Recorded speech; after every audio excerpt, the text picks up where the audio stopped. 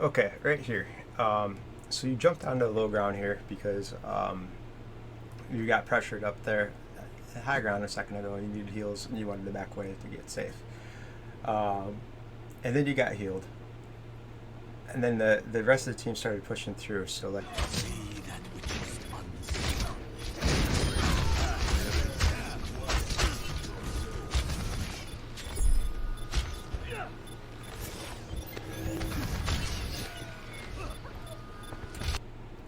all right. So you did an okay getting that initial pick here. You kind of know where these guys are a bit. And you realize you're dueling two people at one time. So I focused on this moment because I want to show you some stuff, basically about the mechanics of how some of these characters work and your positioning.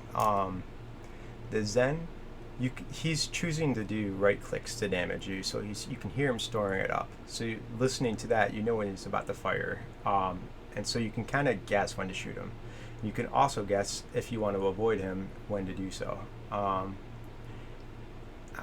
Your primary mistake here is pushing up into the middle of this room. Like, you don't have to be here to shoot them. They have to peek you just the same, but they have walls to protect them to peek in and out of, but you don't. You don't have any way to hide when you know they're about to shoot, because they're both projectile. You know when they're about to shoot, maybe, at least, and you know how to avoid it to some degree, but if you move into the middle, you don't have any way to, you don't give yourself that option. What you could have done is gone to the back of this room where that health pack was, and you can use the stairwell there, because if they push in there, they're screwed, or at least you have a much better chance of winning, and they're really going to have to want you to do it. Something Reason said that I liked about Hanzo is he's always better when played defensively. So if you're pulling back and making things chase you, you have more of a advantage than they do as they're chasing you. Okay, I'm going over this moment because I want to showcase what you can do mechanically at this rank and why your mechanics are better at this rank. You should absolutely die about in the next few moments, but you make some pretty sick shots and you do some things that a lot of people in silver can't do. I'll show you.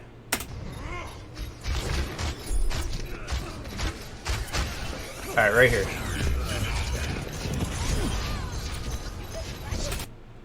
Alright, that flick shot on a jumping Zen, that's something that people, until they reach gold and above, don't do very well.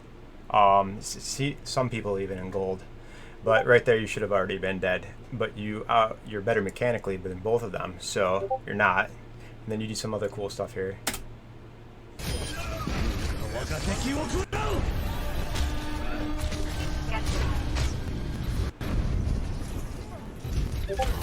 That shot is pretty damn good.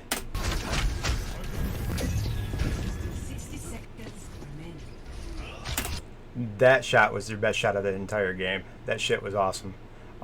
Way better than your rank. Alright, so I'm pointing all this out because I want you to see that you got to bring up the other part of your game. Your positioning needs to get better, and your ability to... There's two things I want to focus on here. The positioning, and the other thing you got to focus on in this game is how to outplay the other characters, the other 1v1s you get in. So what are they like? Learning what those characters have at their disposal that might give them an advantage in that fight, and then how do you play around that to minimize their chance of actually using those things or utilizing those things against you, or making it so if they do, like the McCree flashbang that'll be coming up here in a bit, how do you play so that even if he does get the flashbang to land on you, it's not going to do as much. So I'll get off my soapbox here for a second, but we'll go over that more in a bit here when it becomes relevant. Alright, here comes the McCree. Alright, so you have a couple of options in this case of things you can do in order to avoid the McCree. One is to lunge backwards once you know he's there, so that you're outside of his, like, if you do it right, you'll be able to kite out of the range of his flashbang, or make him at least have to roll in order to get you. Another thing you could be doing is you could go out the window. So window here, if you go that direction, hold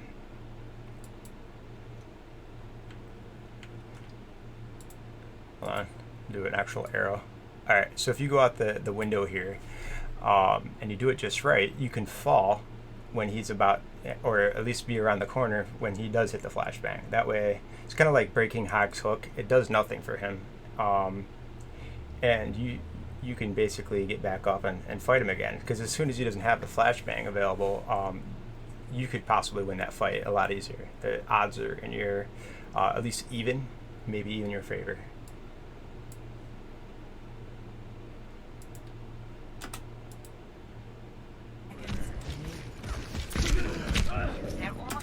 Yeah, you might have won that. Most likely you would have.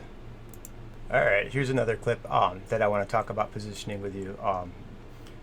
I want you to try to think a little bit more creatively and look at what you're at your disposal once you get into choosing your target. Think about the other factors going on around you. I'll show you what I mean. Alright, here. So let's take a look at your threats. All right, basically you have that person, you have all these people on point, and so, you know, if you look at them all, they can all focus you. You know, that's a lot of people on. It's kind of like a knife blade where you can put a bunch of force on a thin point to cut through it. They're all looking at you. But if you happen to notice, here, I'll play this for a second. You got your ball over here to the left, which you may or may not know, but you do have an ally here. So even if you didn't, this is what I would suggest. All right. I would go down here. You can use this wall here to make her kind of fight you around it. You can go back to this other corner. I don't know, it's like somewhere right about there. You can use this area for keeping you safe. There's a mega back there. Something else you can do is you can climb up and down this wall on the side of the steps, like down through here, pop up and shoot her.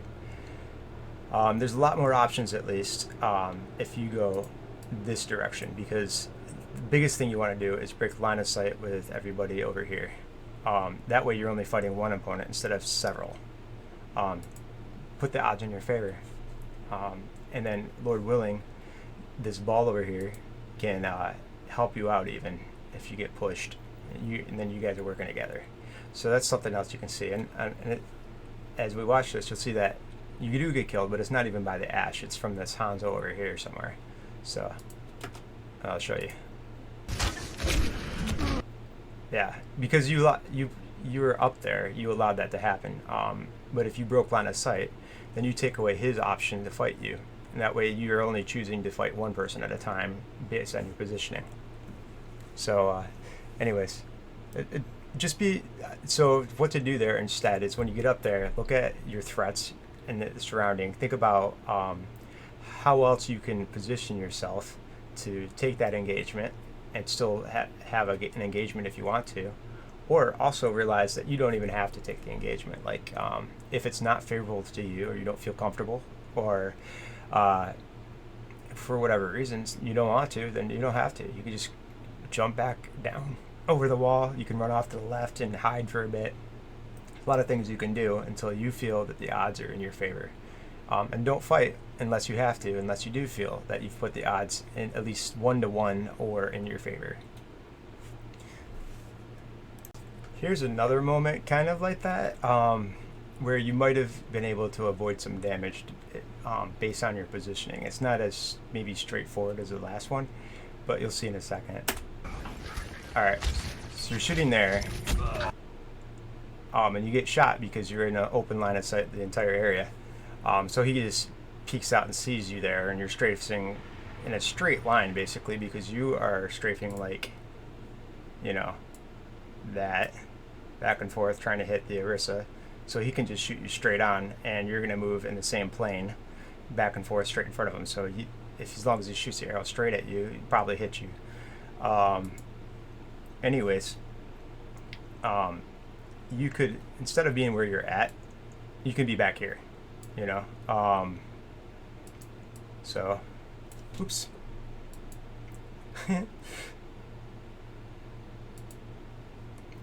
Basically, if you're back here, you can still shoot the Orisa straight on, and not take any damage from the Hanzo right over here.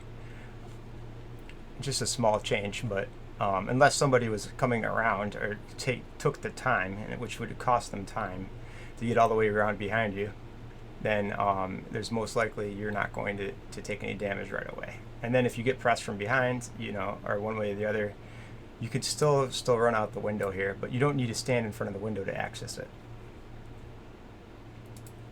Alright, that's all I had to say. Okay, here comes another one of those opportunities to learn how to outplay the enemy in a 1v1, based on their particular character that they're playing. So you're about to go up against this Winston here.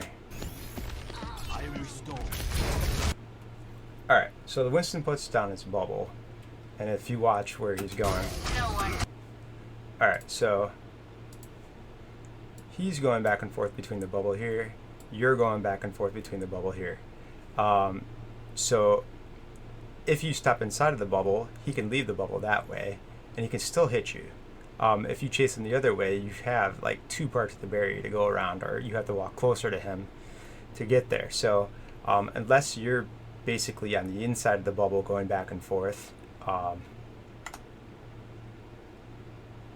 so if you were on the inside of the bubble going back and forth this way here, then you could strafe with him to outplay him, or to move and basically hit him no matter where he's at. The other thing you can do, though, to avoid this entirely, is to simply back up. So if you head in this direction by about, I don't know, 5-10 meters, you could just shoot his shield for free, get the shield down, and then shoot him. You know, if he doesn't run away, then you can start to try to take him out. You know, you still, like, this health pack over here isn't back yet, like right there, so he can't use that quite yet. And basically you're played into his hand here. He wants you to stay where you're at so he can do damage for free to you, and you being where you're at, there's no way that it's going to be easy for you to take him out. So either back up, take the shield down, shoot him, and make him either, you know, retreat, stay in line of sight, or walk forward to get you. You know, that's the one thing you do. Or the other thing is just to be on the same part of the bubble as he is, and that's more risky, you know, because you have to be hitting your shots. But those are the 2 different ways you can deal with that. No one can hide from my sight. Alright, here you get pretty low on health. You still have like 44 seconds left, so you don't have to be so aggressive here. It's not like you're trying to stall the point. I would have tried to at least try to get healed somewhere else, or not be on the point. You don't need to be right here on the side of everybody or available to them. Hold on.